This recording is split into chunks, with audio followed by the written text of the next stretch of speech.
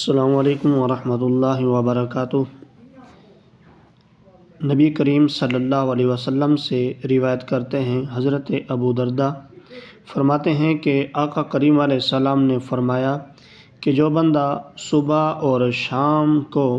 یہ الفاظ پڑھ لیتا ہے، حسبی اللہ لا الہ الا ہو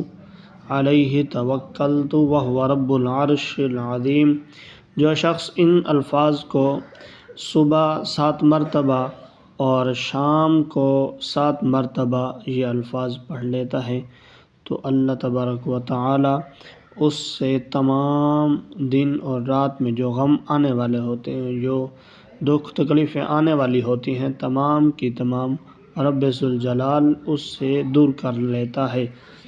تو اس وظیفے کو آپ کریں گے تو انشاءاللہ آپ کو بہت ہی فائدہ ہوگا،